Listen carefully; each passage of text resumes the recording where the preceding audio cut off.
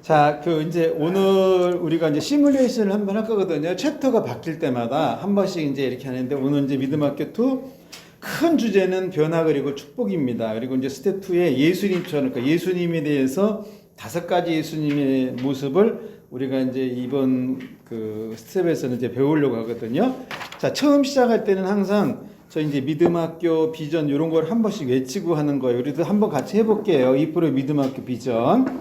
2% 믿음학교는 구원받은 한 사람의 좋은 성품과 균형 잡힌 한 사람의 거룩한 은사로 세워져가는 예수의 흔적을 가진 증인들이다. 예, 우리 이제 이런 비전을 가지고 지금 훈련에 임하는 것이고, 그러면 이 학교의 정신은 뭘까? 우리 또 이것도 한번 외쳐볼게요. 하나, 우리는 어떤 교회도 비방하지 않는다. 하나, 우리는 어떤 목사도 험담하지 않는다. 하나, 우리는 어떤 설교도 폄하하지 않는다. 하나, 우리는 어떤 성도도 책망하지 않는다. 하나, 우리는 변화 그리고 축복을 향해 간다. 자, 그래서 이 2% 믿음학교 2의 목적은요, 영혼의 몸무는 그 은혜와 성경적 영적 지식을 얻기 위함입니다. 그래서 이제 영적 지식이라 하면 말씀을 배워서 말씀이 훈련되어서 축적되어 있는 걸 영적 지식이라고 그래요. 이 영적 지식이 없이도 신앙생활 할 수 있습니다. 기도만 굉장히 많이 하는, 그런데 약간 오류가 생길 확률이 많아요. 기도만 해갖고 신앙생활 하게 되면. 그래서 저희는 이런 이제 투를 통해서 이제 믿음학교 1은 뭐 은혜의 깊은 곳을 경험하는 것이라면, 이번 2는 그 믿음을 향한, 1은 믿음 자체만 배웠던 거고요. 믿음학교 2는 더 깊은 세계를 좀 더 훈련받기 위해서 하는 겁니다. 자, 스텝 2 예수님처럼 인간으로 오신 예수님이신데요. 자, 우리 이제 목사님들도 가르치실 때 이걸 하셔야 되니까 같이 주기도문으로 우리가 이제 오늘 강의를 시작해 보도록 하겠어요.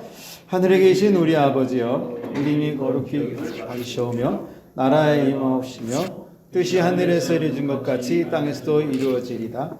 오늘날 우리에게 일용할 양식을 주옵시고 우리가 우리에게 죄 지은 자를 사해 준 것 같이 우리 죄를 사해 주옵시고 우리를 시험에 들게 하지 마옵시며 다만 악에서 구하옵소서.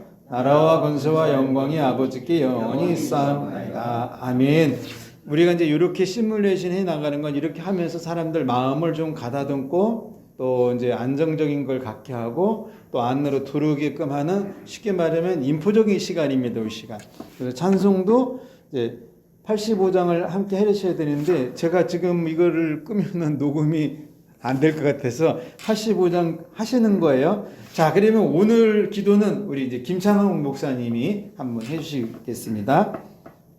우리의 생명의 근원 되시는 아버지 하나님, 오늘도 귀한 시간 우리에게 주셨습니다. 주여. 하나님께서 주시는 이 말씀이 우리 영혼 깊숙이 새겨지게 하시고 아멘. 오늘도 그 말씀을 이루어가는 저희들 되어지기를 소망해 봅니다. 아멘. 저희들의 힘이 부족하지만 주여. 성령께서 함께 해주셔서 아멘. 성령의 말하게 하심을 따라 말하며 아멘. 성령의 인도하심 따라 걷게 하셔서 아멘. 많은 주여. 사람들에게 우리의 삶이 하나님을 보여주는 삶이 되어지게 도와주옵소서. 아멘. 설교학교도 하나님 축복해 주시고 아멘. 이 믿음학교도 지혜 주셔서 잘 깨닫게 하시고 아멘. 또 은혜되게 하셔서 하나님의 영광 나타나며 또 성도들에게 잘 가르칠 수 있도록 은혜 베풀어 주옵소서. 아멘. 말씀을 잘하시는 목사님에게 하나님의 영권을 덧입혀 주셔서 아멘. 주여. 저희들을 잘 인도해 가기에 부족함이 없도록 지혜와 총과 명철함을 허락해 주옵소서. 아멘. 우리 모든 2% 설교학교의 목사님들, 교회들 건강하게 하시고 아멘. 우리 사모님들 건강의 복을 허락해 주옵소서. 아멘. 예수님 이름으로 감사하며 기도드리옵나이다. 아멘. 자, 그러면 이제 우리가 지난주 한 주간 동안 이제 우리 목사님들이 이제 가르치실 때 내가 들은 간증, 그 회원들에게 이제 지난주에 어떤 일들이 있으셨습니까? 그래서 다 듣고 거기다 쓰고 내가 하는 간증, 내가 하는 간증도 필요해요. 왜냐하면 그래서 서로 나눠야 되기 때문에 목사님들이 가르치시면서 간증을 하실 때는 삶에 대한 이런 것도 필요하지만 목사님들이니까 하나님의 성경 말씀에서 깨달은 삶의 행위를 간증을 하세요. 이게 은혜가 더 깊고 사람들로 하여금 저런 은혜도 있구나, 이제 새로운 세계를 열어줄 수 있습니다. 그리고 간증을 가리킬 때는 항상 제가 말씀드렸어요. 이 아담의 패턴대로 가도록 간증을 가르쳐 줘야 됩니다. 눈물이 있어야 되겠죠.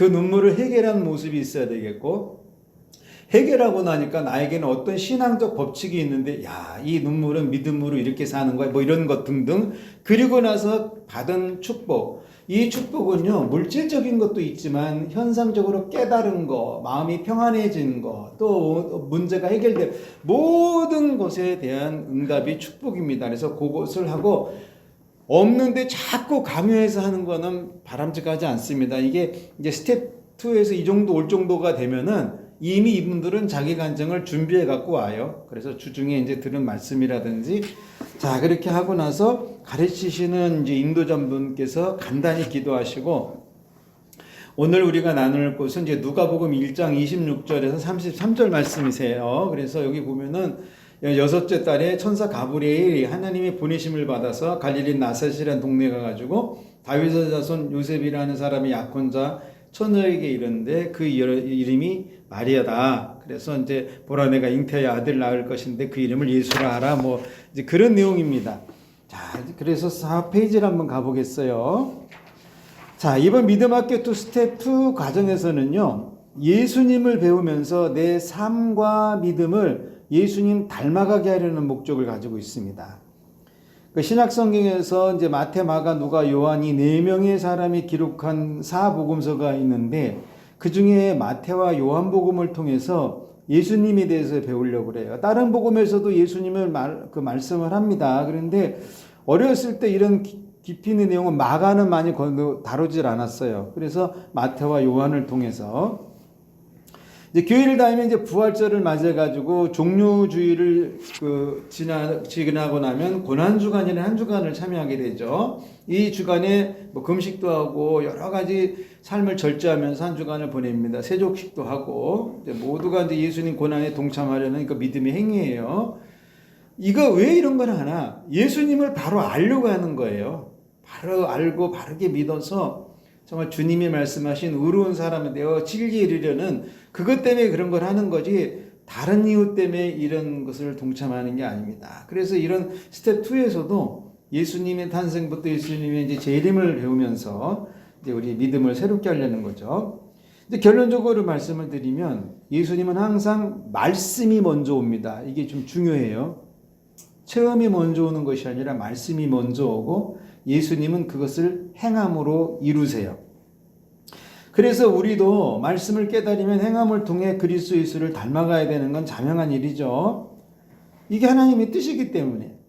그래서 말씀을 이루어가시는 그 예수님의 행함을 통해 나의 믿음을 이제 성숙시키는 거죠. 그렇게 따라서 해보니까 야, 이런 믿음의 세계가 있구나. 예수님의 믿음과 정신 그리고 하나님을 향한 열정을 가장 많이, 가장 바르게, 가장 정확하게 이어받은 사람들은 누굴까? 당연히 제자들이죠. 제자들이 예수님에 대해서 제일 많은 것을 이어받습니다. 이 제자들은 그래서 예수님의 생애와 고난, 부활의 첫 증인들이 되기도 하고, 그래서 우리가 이제 첫 번째 시간에 예수님이 인간의 몸으로 오신, 이 땅에 오신 것을 배우려고 하는데, 이제 본문 31절에도 보면 보라 내가 잉태하여 아들을 낳으리니 그 이름을 예수라 하라. 이 말씀은 구약의 이사야 선지자가 예언한 말씀인데요. 이사야가 그런 말씀을 했어요. 친히 징조를 주신다 그러면서 보라 처녀가 잉태하여 아들을 낳을 것이요 그 이름을 임마누엘이라 하라. 그러니까 예수님의 탄생 자체가 예언, 말씀으로 되었다는 겁니다. 그러니까 우리는요 그 누구도 내가 아들을 낳을 것인데 그 이름을 김아무개라 이 아무개로 해라 이렇게 해서 태어나신 사람은 없습니다. 아무도 없어요. 근데 예수님만 태어날 때 이미 이름이 정해져서 나온다는 거죠. 자, 그것도 몇백 년 전에 말하고 지금 태어난 사람은 없어요. 우리가 우리 한 4, 5대 할아버지가 앞으로 한 100년 뒤에 우리 가문에서 누가 나올 것이다. 걔 이름을 뭐라고 해라 이런 거 없습니다. 예수님만 이렇게 이제 예언적인 말씀으로 태어나셨다. 특히 이름 자체가 우리를 죄에서 구원해 준다는 뜻으로 그 성경이 이제 기록을 하고 있어요. 근데 우리 예수님은 이 말씀을 다 이루어 가시죠. 그래서 요한복음 1장 14절에 보니까 말씀이 육신이 되어 우리 가운데 거하심에, 저는 이 말씀을 굉장히 사모하는 사람입니다. 말씀이 육신이 되어, 그래서 제자들과 함께 있었거든요.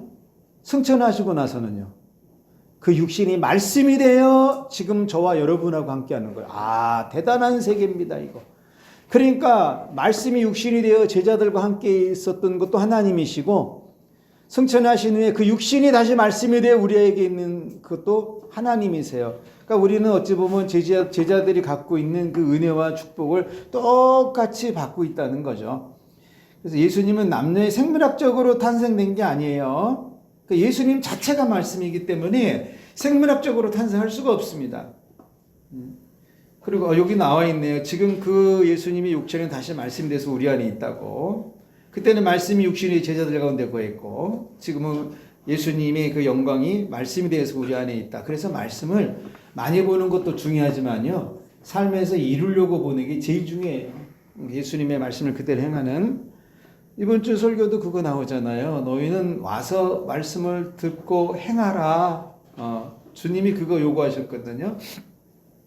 자기들 눈으로 본 그 예수님은 은혜와 진리가 충만하다고 했어요. 자, 그럼 거꾸로 뒤집어 볼게요. 말씀이 우리 안에 거하시면 우리도 어떻게 되죠? 은혜와 진리가 충만해져야 정상적인 말씀을 보고 있다는 거죠.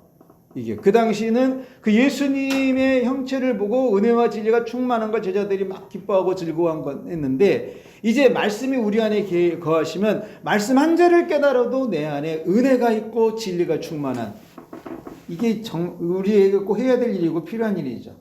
자, 그러면 우리는 어떻게 예수님의 영광을 볼 수 있고 은혜와 진리가 충만하게 갈 수 있는가? 예수님이 말씀이 되어 우리 안에 거하시는 것을 믿는 믿음이 절대적으로 필요하고, 지금 우리가 듣고 배운 것처럼 이제는 그 육신이 말씀이 됐구나. 요거. 자, 내 안에 거하시는 그 말씀이 그리스도 예수의 영광이고, 그 말씀이 은혜의 진리가 되는 거죠. 예수님이 탄생이 사람의 방법으로 되었다면 이런 은혜는 아무도 경험하지 못하죠. 똑같은 인간이기 때문에.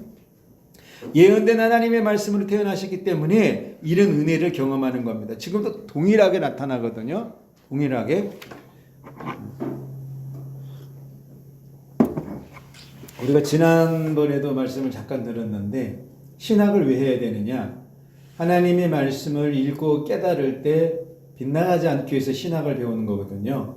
신학은 죽은 학문임에도 불구하고 반드시 필요하다고 저는 보는 사람입니다. 그래서 신학이 없는 사람들이 성경을 해석하면 오류를 일으키는 거예요. 그래서 이단도 나오고 사이비도 나오고. 그러니까 그러면 교회 다니는 모든 평신도들이 신학교를 가야 되느냐? 아니죠. 그 신학을 정상적으로 통과하고 말씀을 잘 배우고 이해하고 진리의 영광이 충만한 지도자가 듣는 성도들에게 그 세계를 그대로 가르쳐 주는 거죠. 그래서 그들도 말씀 속에서 이 은혜와 진리를 경험할 수 있도록. 자, 마리아는 천사가 와서 자신이 성령으로 잉태하여 예수를 낳을 것이라는 말씀을 이제 처음부터 믿음으로 받아들이지 못하죠. 누가 그 말씀을 받아들이겠어요? 내가 남자도 모르는데. 그러니까 마리아도 약간 좀 흔들립니다. 왜냐, 이런 일은 창세 이후에 한 번도 없었거든요. 또 그 당시 사회적 분위기도 이런 일을 용납하는 때가 아니에요. 그래서 마리아는 의심할 수밖에 없었고 믿을 수가 없던 거죠. 그때 천사가 다시 말을 하죠. 보라, 내 친족 엘리사벳도 늙어서 아들을 되었다. 본래 임신하지 못한다고 알려진 사람 아니냐. 그러니까 이제 그 예화가 엘리사벳이 된 겁니다. 그렇지 않아도 자기 집안에 대제사장이 있는데 다 이뤘는데, 우리 집안에 그 훌륭한 대제사장이 있음에도 불구하고 그 집안엔 아이가 없다 이겁니다. 그러니까 온 동네가 다 퍼졌고 마리아도 다 알고 있어요. 그런데 지금 천사가 와서 6개월 되었다. 이제 이 말을 해주는 거죠. 그러니까 천사의 말씀은 그 당시 모든 사람이 다 알고 있던 엘리사벳의 불임 소식인데, 마리아도 알고 있는 소식이고. 자, 엘리사벳은 또 무슨 이유인지 아이를 못 가졌어요. 그래서 그 사가라도 기도를 상당히 많이 합니다. 아이를 위해서. 그런데 그도 하나님의 은혜로 임신하게 되죠. 이런 불임의 사람이 임신하게 된 것이 하나님의 절대적인 은혜라고 말합니다. 그러니까 말씀으로 예언되신 예수님께서 이 땅에 오시기 위해서 너 잉태되는 거 의심하지 말라 이거죠. 참 좋으신 하나님이신 것 같아요. 이렇게 우리를 사랑하시니. 자, 이랬듯 예수님이 이 땅에 오시면요, 사람의 방법이 아닌 하나님 예언의 성취라는 거죠. 그런데 엘리사벳의 잉태는 마리아의 잉태하고 조금 달라요.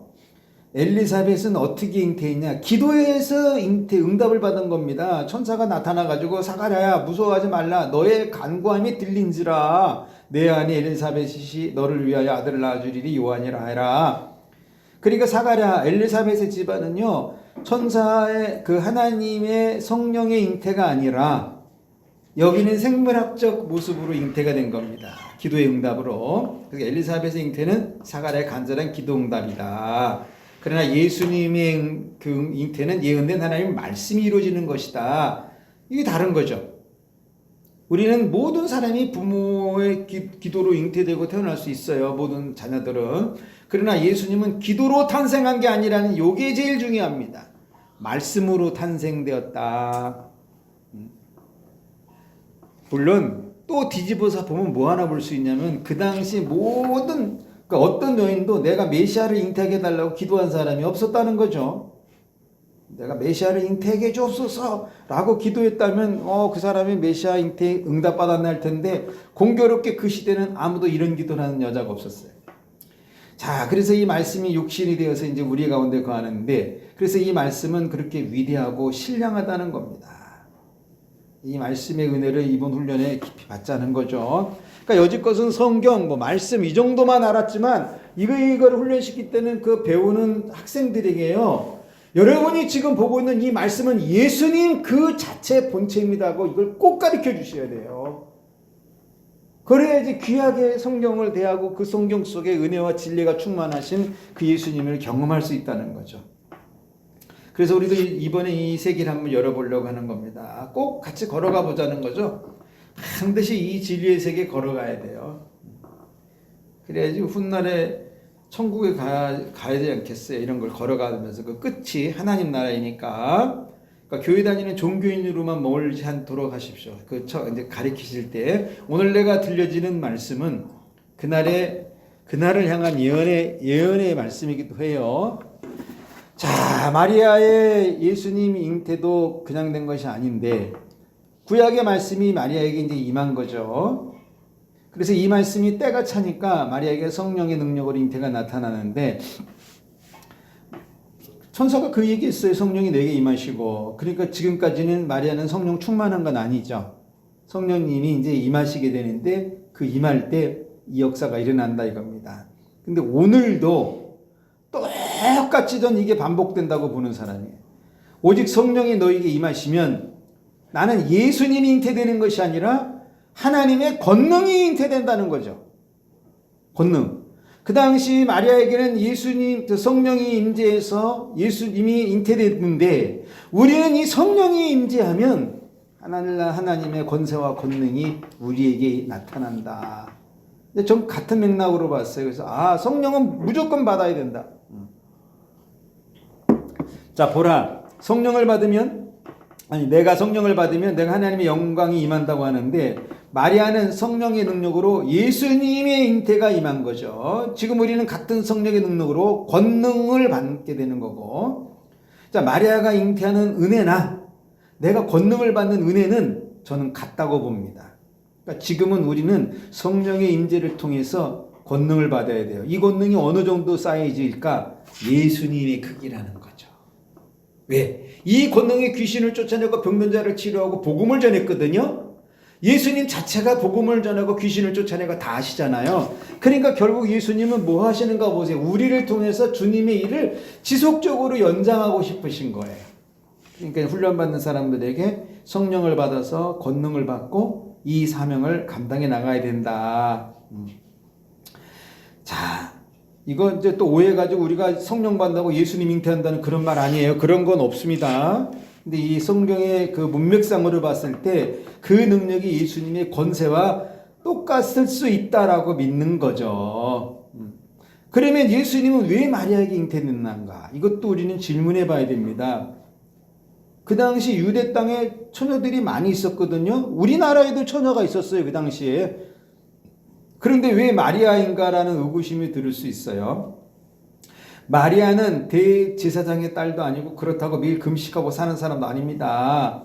근데 이세 줄기에서 한 싹이 나고 그 뿌리에서 한 가지가 나서 결실한다는데 이사야는 메시아가 다윗의 후손에서 오신다는 겁니다. 자, 첫째, 대한민국 여자가 메시아를 낳지 못하는 이유는 첫째, 다윗의 후손이 아니기 때문에. 내 딸이 예수님 밑에 있으면 얼마나 좋겠어요. 그런데 나는 다윗의 후손이 아닙니다. 걔는 최씨의 후손이지 다윗의 후손이 아니에요. 그래서 일단은 제외가 됐어요.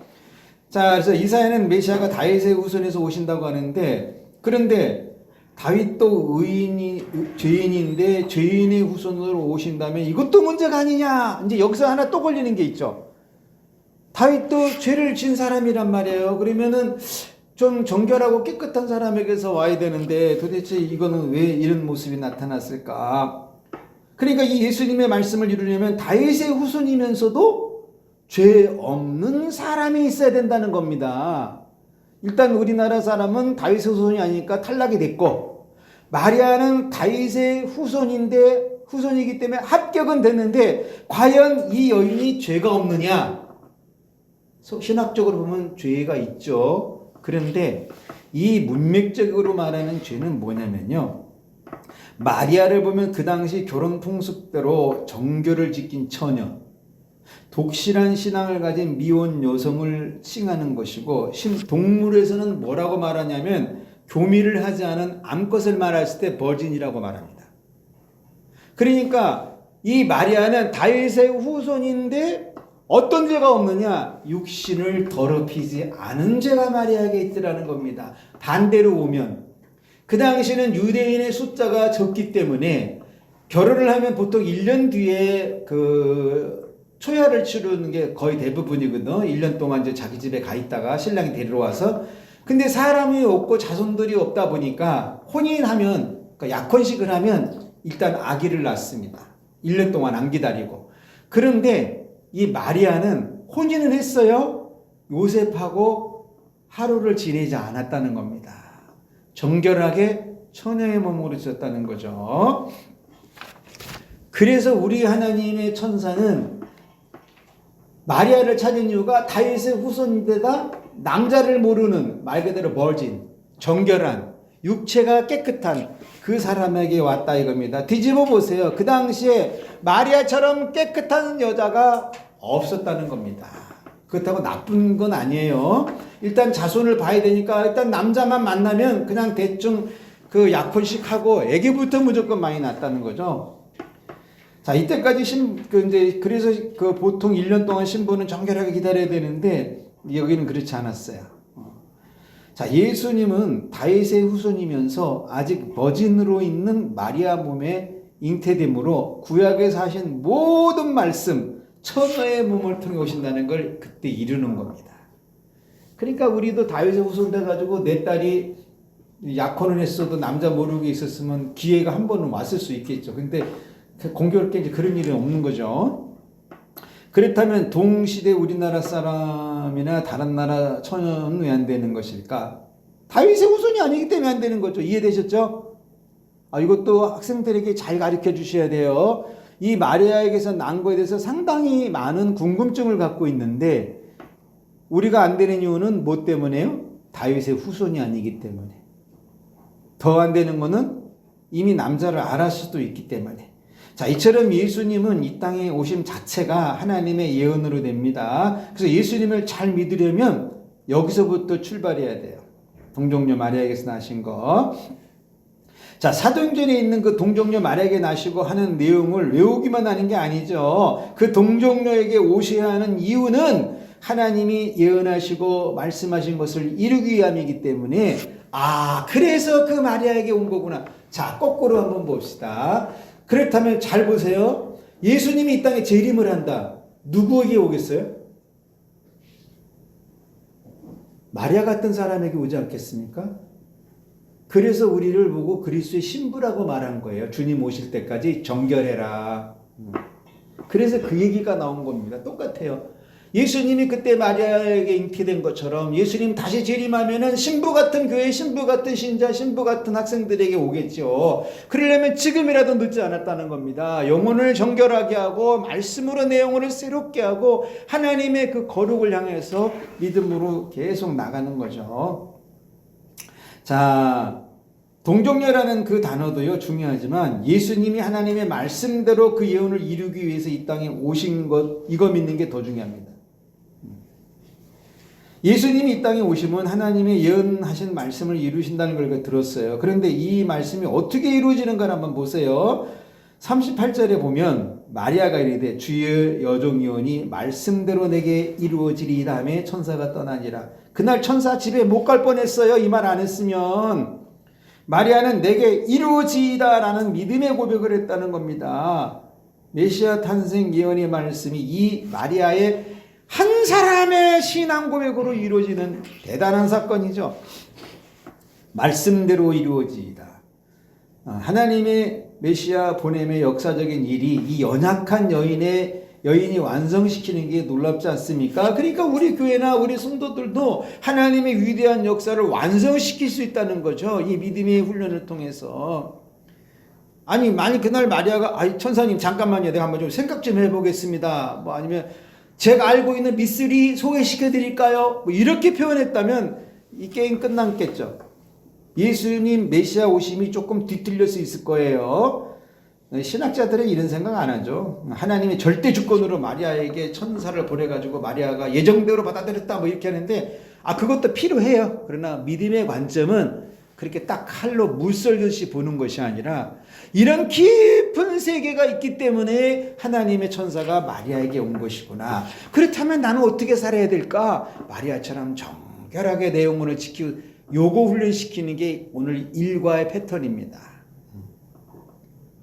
오늘 교회 나오는 사람 보세요. 설교 시간에 하나님의 연의 말씀 참으로 많이 듣거든요.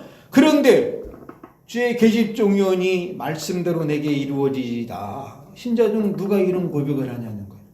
오늘 학생들은 반드시 이 고백을 해야 된다는 거죠. 하나님의 말씀을 들으면 내게 이루어지이다. 아니 30배, 60배, 100배 이 소리만 내게 이루어지이다 하지 말고 말도 안 되는 것 같지만 하나님의 나라고 하나님의 일이라면 내게 이루어지이다. 이 고백을 하자는 거죠. 하나님의 예언의 말씀이 내 영혼에 떨어질 때 내게 이루어지이다. 요게 필요해. 요게 지금 이 시대도요 내 영혼에 메시아 탄생이 필요하죠. 이제 지금은 예수님이 잉태되는 것이 아니라 성령께서 하나님의 영이 성령이 오셔서 하는 거지만 그래도 이런 사모함은 있어야 된다는 거죠. 우리는 이 거룩한 하나님의 역사 속에 내가 아멘하고 행하느냐 아니면 그냥 모른 척 묵인하느냐 이 둘 중에 하나밖에 없어요. 내 영혼에 메시아가 탄생하지 않으면 성령의 역사가 없으면 그 메시아 다시 오심을 어떻게 기다릴 수 있겠습니까?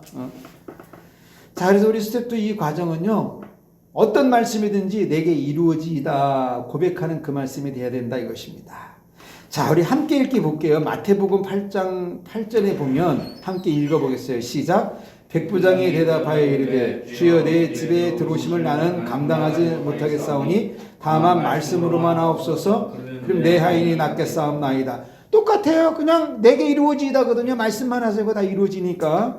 이제 그거 하시고 나셔서 합심기도 이거는 그냥 매뉴얼의 세계예요. 우리 목사님들은 그때 교회마다 다른 일들이 있을 수 있으니까 그것도 하시고 또 성도님들 가정에 급한 일이 있다 그러면 긴급기도도 하시고 무슨 사업장을 위해서 기도해야 된다 그것도 하시고 해서 일단은 성도들로 하여금 내가 이 일을 해서 기도에 동참하는 것도 그리스도의 영의 임함이다 이런 어떤 의식을 가질 수 있도록 통성기도를 요즘은 잘 안 하거든요. 어떻게 하든지 통성기도 시켜야 됩니다. 입으로 토해내게. 그리고 광고하신 후에 이제 마무리 기도를 하시면 돼요. 자, 그러면 이제 관점으로 한번 보겠습니다.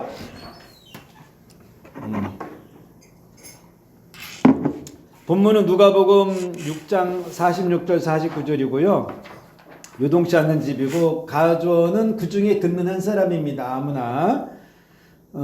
이 관점 설교는 모든 성경 구절을 믿음이라는 관점을 두고 옆에서도 보고 위에서도 보고 아래서도 보고 써내려간 거예요. 뭐 강의 설교는 아니고요. 그냥 관점으로 봤을 때 믿음은 요런 세계를 열 수 있구나, 이제 요런 관점. 그러니까 목사님들이 조금 지적인 어떤 학문적인 걸 넣으시려면은 다른 자료들을 찾으셔가지고 거기다가 뭐 칼바르트는 뭐라고 여기다 이렇게 했다, 그런 거 다 괜찮아요. 강의 때는 다 괜찮습니다. 설교 시간에는 세상 뭐 예와 간접 뭐 이런 잡다한 거는 안 쓰는 게 좋고요. 가르치고 이럴 때는 여유로운 시간이기 때문에 목사님들이 이건 내가 꼭 가르쳐야 되겠다 하는 것은 하나씩 가르쳐 주는 것도 좀 도움은 될 수 있습니다. 자, 46절 보면 너희는 나를 불러 주여 주여 하면서도 어찌하여 내가 말하는 것은 행하지 않느냐. 이 너희 속에는요, 제자들도 있고 무리들도 있고 우리도 있고 나도 있고 다 포함되어 있습니다. 이 말씀은 내일의 사랑까지도 포함되어 있어요. 그래서 예수님의 영혼 구원은 공평하십니다. 그 당시 사람에게만 있지 않아요. 이 말씀을 읽는 모든 사람에게 구원이 공평하게 있습니다. 자, 예수님 구원이 그날 제자들과 그 무리들에게만 있다면 그건 불공평한 거죠. 우리 예수님이 물론 뭐 안 좋은 면이 없지만 예수님 가르치는 것 중에 정말 좋은 면이 뭐냐? 아무리 사랑하는 제자라 할지라도요, 구원을 강제로 받게 하지 않습니다. 참 전 이게 너무 은혜스러운 것 같아요. 너 내 제자잖아, 그냥 구원 받아, 그러는 거 없더라는 거죠. 아무리 탁월한 제자라 할지라도 구원은 스스로 이루기 원하시는 거죠. 그래서 반드시 듣는 자의 믿음으로 일어난 행위 결정으로 구원이 이루어지더라 이겁니다. 이건 진리예요. 바뀌지 않아요. 예수님이니까 찾아와줘 너 구원받아라 이런 건 없다는 거죠. 그런데 유대인들은 보세요. 자기들만 구원이라고 말하잖아요. 근데 예수님은 모든 이가 구원 얻는 말씀을 주시죠. 그래서 믿음은 예수님을 주님으로 부르고 따르는 거예요. 놀라운 것은 우리가 구원은 예수님의 이름으로도 받고 죄의 사함을 통해서도 얻지만 예수님께서 하신 말씀을 행할 때 이루어진다는 것입니다. 구원이. 저는 그래서 구원을 두 종류로 봐요. 오늘 회개하고 예수님을 구세주로 영접했을 때 일어나는 구원이 있는가 하면 나중에 그 구원이 완성돼서 내 스스로 삶을 통해서 이루어져가는 구원이 있다. 저는 이걸 봅니다. 그래서 이것도 두 개 다 가르쳐요. 저는. 자, 예수님에게 주여 주여 하는 것은 매우 잘하는 거죠. 예수님에게 뭐 라비오 부르는 것보다 주여 주여가 훨씬 좋은 거예요. 왜 옆에 사람들은 뭐 가끔 예수님을 선지자로 병 고치는 자로 기적 행하는 자로만 보는데 나에게는 그렇게 부르면 구원이 안 일어나죠. 예수님은 나의 주님이셔야만 됩니다. 이 예수님을 주님으로 고백하는 사람은 주인이 하라는 것을 하죠. 예수님 하신 말씀을 행하는 것이 진정한 주님 따름이에요. 그날 우리 예수님이 니네들 갈릴리 바다 위를 좀 달려와, 걸어와, 뛰어와, 그러면 구원 얻는다. 이랬으면 이거 어떻게 됐겠어요? 아니면은 너희들 이 유대 민족을 다 전도해야지 구원 얻는다. 이런 식으로 했으면, 근데 우리 예수님은 그런 거 안 가르칩니다. 예수님은 말씀을 다 행할 수 있는 것을 말하죠. 못 행하는 말씀을 가르치질 않아요. 굉장히 쉬운 거죠. 어찌 보면 예수님의 제자들과 무리를 계속 그런 것을 가르치고 있어요. 아직 사람들이 자꾸 의아해하기 때문에 행하지 않을 뿐인데, 그래서 말씀에 대한 배움이 없잖아요. 영적 지식이 없어서 자기만의 신앙생활을 만듭니다. 신앙세계. 이제 그러다 사입이 되는 거죠. 이단에도 빠지고. 믿음은 가르침을 통해 자신의 영혼을 깊이 있게 만드는 것. 그러니까 디모데도 얘기했잖아요. 평신도들에게 말씀과 기도를 최선으로 하라. 바울은 사도행전에서는 기도와 말씀을 전무하라 이렇게 가르쳤는데, 바울은 디모데에게 너가 평신도를 양육할 때는 말씀과 기도를 최선으로 하게 해라. 두 개는 항상 같이 갑니다. 문제는 말씀을 말씀으로 가르치는 곳이 점점 줄어들어서 문제죠. 사람들이 교회 올 때 문제를 가지고 오죠. 그 문제를 가지고 온다 할지라도 말씀을 배우는 것이 제1순위예요. 이게 예수님이 가르침이고 그 결과가 구원에 이르게 하기 때문에. 그러니까 오늘 예수님을 입으로는 예수님이 주님인데 마음으로는 예수님이 아직 주님이 아니죠. 믿음은 예수님 말씀하신 것을 행하면서 진짜 예수님을 주인 되게 하는 겁니다. 교회 다니는 것과 예수 믿는 것의 차이는 여기 하나밖에 없어요. 말씀을 듣고 행하느냐, 그냥 말씀을 그냥 듣고 거기서 끝나느냐. 다니는 게 믿음이 아닌 거죠. 자, 47절 내게 나와 내 말을 듣고 행하는 자마다 누구와 같은 것을 너에게 보이리라. 믿음은요, 뭐니 해도 예수님께 나오는 거예요. 제일 먼저 할 일이 그냥 예수님께 나오는 거예요. 다른 거 할 거 없어요. 그냥 예수님께 일단 나오는 거예요. 이 시대는 집에서 나홀로 교회를 만듭니다. 예수님과 관계없는 종교행위죠. 성경은 예수님께 나와서라고 말하고 있습니다. 그래서 믿음도 내 믿음보다 하나님의 믿음을 가져야 돼요. 나와야 돼요. 나와야 돼. 집에서 혼자 예배드리는 것은 성경적 믿음은 아닐 수 있어요. 물론 북극에 있는 세종기지 같은 데는 거기 가 있는 집사님은 그렇게 혼자 할 수 있어요. 왜? 그곳은 교회도 없고 말씀 가르치는 종교 지도자가 없기 때문에. 그렇지만 교회가 이렇게 많은데 혼자 나홀로 교회를 세워가는 행위는 이건 거듭나야 된다고 저는 봅니다. 거듭나지 않을 확률이 99.99%예요. 분명히 예수님이 나와서 이렇게 말했거든요. 나와서 교회 나와서 말씀 들으라 이거예요. 예수님 앞에 나와서 말씀 들으라 이거예요. 그럼 교회 나와서 할 일이 뭐예요? 말씀 듣는 거죠. 와서 말씀을 듣는 게 믿음이라는 거예요. 교회 나와서 다른 것을 듣는 것은 예수님과 상관없는 일입니다. 그러니까 교회도 다른 것을 말하면 그건 교회가 아니죠. 그냥 예수님을 빙자한 종교 단체일 수 있어요. 교회는 항상 예수님의 말씀을 말해야 돼요. 교회는 사람의 생각이나 각종 주의를 말하는 것이 아닙니다. 교회는요, 성령 임재 후에 지금까지 말씀을 전하는 것으로 남아있어요. 그래서 교회 나오면 사람이 쓴 책 같은 거 듣는 것이 아니에요. 교회 나오면 항상 말씀을 들어야 돼요. 왜? 교회는 말씀 전하는 것이기 때문에. 예수님이 그렇게 하셨단 말이에요. 예수님이 그날 각각에 오라 해놓고 정치를 말했다면 모든 교회는 정치 말해야 됩니다. 그런데 예수님은 하나님의 나라를 말씀하셨어요. 믿음의 거룩도 말씀하셨고 그 무엇보다 믿음으로 사는 구별된 삶을 가르쳤어요. 그래서 믿음은 교회에 말씀 듣기 위해 오는 곳입니다. 그리고 돌아가서는 행하는 것이 참 믿음이죠. 이건 예외가 없어요. 누구든지 말씀을 듣고 돌아가면 행해야 돼요. 그래서 말씀의 목적은 행하라고 기록된 거예요. 그 행함이 나에게도 적용되고 불신자에게도 적용되고 믿음 떨어진 자에게도 적용되고 믿음이 적어진 자에게도 다 적용됩니다. 먼저는 이 말씀을 나에게 적용하는 거죠. 지금 퀴트라는 거잖아요. 얼마나 좋은 시간이에요. 그것은 깨달은 말씀을 나에게 적용하면서 삶에서 이루는 신앙행위거든요. 굉장히 중요한 시간입니다. 그건 누구에게 가르치라고 하는 것이 아니라 나보고 이렇게 살라고 주는 거예요. 이것이 모여지잖아요. 영원히 믿음이 되는 거죠. 그게 영적 지식이 되는 거예요. 이런 자들은 큰 물결에 요동하지 않습니다. 작은 물결에도 흔들리지 않고. 신앙인들 가만히 보세요. 왜 흔들려요? 영혼의 말씀이 안 녹아 있거든요. 말씀이 기초돌, 주춧돌이 돼줘야 되는데 말씀이 없이 항상 뭔가 그냥 쉽게 편하게 감동으로 와서 듣고 끝나는 행위가 너무 많아요. 그리고 조금만 말씀을 깊이 던지면 꼭 그 얘기하죠. 왜 나를 치냐고. 주여. 치는 게 아니라요. 그 영혼을 천국으로 인도하기 위한 종교 지도자들의 애탐입니다. 그거는. 이 목회자들이 할 일 없어서 성도 치겠어요? 자, 48절. 집을 짓되 깊이 파고 주초를 반석 위에 놓은 사람과 같다. 집을 지으려면 기본이요. 기초를 깊이 파는 거예요. 그리고 그것의 주초인 기초석을 까는 거예요.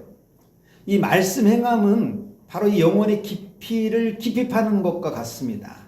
그만큼 견고한 기초를 세우고 그 위에 내 영혼의 집을 지어라는 거예요. 왜? 요동치 않아야 되기 때문에. 그 위에 집을 짓는 이유는 하나밖에 없다니까요. 큰 물이 나서 집에 부딪혀서 무너지지 않게 하려고 하기 위함이에요. 이것은 말씀 행함을 통해 영혼의 세워짐을 말하는 거예요. 그 당시 유대 사람들은 종종 이 사건을 봅니다. 얼마 전에 집을 기초 없이 짓는 사람이 바람에 막 무너지고 기초를 파고 주초를 세워서 짓는 사람은 큰 물결에도 무너지지 않는 이를 종종 그 동네 살면서 봐요. 근데 예수님은 이제 그들에게 이해를 돕기 위해서 이것을 사용하신 거죠. 목적은 하나예요. 믿음을 주시려고. 그래서 모든 예화나 간증은 다 믿음을 주어야 정상적인 패턴이 되는 거죠. 그래서 이 말씀 행함이 도대체 어떻게 세상 풍파에 요동치 않을 수 있을까? 제 깨달음, 제 관점입니다. 아니 말씀을 행하면 그래도 그 사람도 감정이 뒤집어질 수 있지. 말씀을 행하면 어떻게 세상 풍파에 요동치 않고 쭉 갈 수 있느냐. 제가 보는 관점은 말씀은 하나님의 본체다 이거예요. 그래서 그 말씀을 영혼에 녹여서 세운 사람은 하나님의 본체가 영혼에 있다는 거죠. 세상에 그 어떤 것도 하나님을 요동하게 할 수 없습니다. 그래서 하나님의 본체를 영혼에 가진 사람은 이 세상 어떤 물결에도 흔들리지 않는 거죠. 만일 하나님의 본체를 가진 사람이 세상 물결에 요동하면 하나님의 세상 물결에 요동치는 거하고 똑같잖아요. 그래서 믿음은 말씀 행함을 통해 하나님의 본체를 내 영혼에서 아주 그냥 지각 깊숙이 녹여드리는 게 아닙니다. 얼만큼 녹여드리냐? 하나님 사이즈만큼 녹이는 거죠. 그러니까 아직도 우리는 갈 길이 멀다니까요. 이때 아담이 선악과를 먹고 요동치다 파괴된 하나님의 형상이 만들어져 가는 겁니다. 하나님의 말씀이 영혼에 녹아있는 사람은 질병이 와도 물질의 어려움이 와도 요동하거나 무너지지 않습니다. 이걸 신학적 용어로 믿음이라고 그래요. 그래서 들은 말씀은 영혼에 부지런히 녹여야 합니다. 그러니까 주일날 우리가 주일 오전에 한 번만 교회 오는 사람 있잖아요. 그 사람들에게 분명히 영적 법칙 하나는 던져줘야 됩니다. 그거 갖고 살 수 있도록. 근데 그 녹임은 이제 한 주간 본인이 붙들고 행하를 하는 거죠. 예수님 믿는 게 바로 이런 거 아니에요? 주여 주여 외치는 것만이 아니라는 거죠. 그래서 신앙생활 잘해야 합니다. 말씀을 행하고 바르게 세워야죠. 이 믿음이 잘 세워지면 좋은 점이 있어요. 세상을 배우려 하지 않습니다. 이 영혼에 하나님의 본체의 말씀이 깊숙이 녹아들기 시작하면요. 세상 거 배우려고 이리 뛰고 저리 달리지 않아요. 진짜 주가 내 안에 내가 주 안에 믿음으로 살아가죠. 큰 물결이 나를 흔들 때 요동하지 않는 경우는 드물거든요. 그럼에도 말씀을 행하여 믿음으로 세워놓은 자들은 그거 넉넉히 이긴다 이겁니다. 왜 그러면 우리가 지금 지극히 평범한데 말씀을 듣고 행해야 되느냐? 그건요. 앞으로 어떤 물결이 부딪힐지 아무도 모릅니다. 이 세상은 항상 물결이 있는 곳이거든요. 그래서 오늘 들은 말씀을 행함으로 내 영혼에 견고하게 녹여야 된다는 거죠. 49절 듣고 행하지 아니하는 자는 주추 없이 흙 위에 집 지은 사람과 같다. 큰 물결은 평범한 삶 속에서도 발생합니다. 모든 사람의 말씀을 듣고 행하는 것이 아니죠. 행하지 않는 사람도 많아요. 그래서 지옥 갈 자도 있고 천국 갈 자가 있는 겁니다. 듣고 행하지 않는 사람은 자기 영혼에 관심이 없기 때문에 그렇거든요. 자기 영혼에 관심 있는 자는요. 말씀을 드리면 반드시 행합니다. 그래서 11조 말하면 이번 주에 드리게 돼 있다는 거죠. 자기 영혼을 사랑하는 자는 말씀을 드리면 행할 수밖에 없어요. 영혼이 견딜 수가 없기 때문에. 그러니까 모든 사람이 흙 위에 집을 지을 때 나는 주초를 놓고 집을 짓는 거죠. 그게 믿음이니까. 그러니까 기초가 흙이 되는 사람이 있어요. 그러나 기초가 깊이 파져서 돌로 단단하게 쌓는 사람도 있습니다. 우리 이거 아셔야 돼요. 기초 안 파고 흙에다 집 줘도요. 사는 데는 지장 없어요. 자식 낳고 사는 데도 문제 없어요. 밥 먹고 사는 데도 문제 없어요. 그래서 예수님 안 믿어도 사는 데는 아무런 문제가 없습니다. 그러나 탕류가 일어날 때 문제가 생깁니다. 이 성경을 자세히 보면 독특한 게 한 가지가 있는데 깊숙이 판 자에겐 큰 물이 부딪혔다고 썼고 흙에 지은 자는 그냥 흐르는 물이라고 쓴 거예요. 탕류. 근데 신기하지 않아요? 집 위에 짓는 자는 그냥 흐르는 물에 와장창 다 무너지는데 말씀을 행한 사람은 얼마나 큰 물이 왔는데도 그대로 있더라는 거죠. 이게 이 성경 예수님이 우리에게 요구하는 겁니다. 그러니까 지금 눈으로 봐서는 잘 모른다는 거죠. 그러니까 예수님 안 믿어도 사는데 문제 없다고 그랬어요. 그런데 탕류가 나서 문제가 생기면 얼마나 심한지 흔적 없이 사라진다는 거죠. 세상에도요. 기초 없는 사람이 있어요. 기본과 근본이 안 된 사람이 있습니다. 이들의 특징은 작은 탕류에 너무 심하게 요동해요. 입술이 부르틀 정도로 요동하죠. 교회 나와도 작은 말 한마디에 뒤집어지거든요. 큰 물결이 난 것도 아닌데 그냥 흐르는 탕류인데 그런데 그것에 요동해요. 앉았다 일어났다 뛰었다 뒤집었다 엎어졌다. 그럼에도 세상에는 큰 물결이 요동치 않는 사람이 있다는 거죠. 이게 우리에게 얼마나 행복한 말씀입니까? 작은 물에 파괴되는 사람도 있지만 그래서 세상은 둘 중에 하나예요. 기초가 튼튼하냐 흙이해졌느냐. 근데 흙이해진 사람이 무너질 때는요. 참 특별한 게 하나가 있는데 생각할 시간이 없이 무너진다는 겁니다. 그러니까 이 사람은 부딪힘과 무너짐이 하나예요.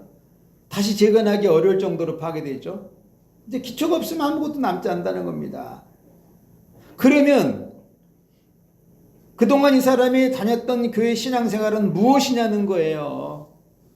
그동안 나름 이 사람 교회에서 설교를 듣다가 아멘 아멘 했는데 그건 뭐냐는 거예요. 지금 다 아는데 그게 무슨 소용이냐는 거예요. 지금 너무나 심하게 파괴되는데 가망 없이 파괴되는데 그러니까 말씀을 행하지 않으면 시험이 올 때 100% 무너지고 파괴된다는 겁니다. 이거는 예외가 없다는 거죠. 결국 교회 떠나죠.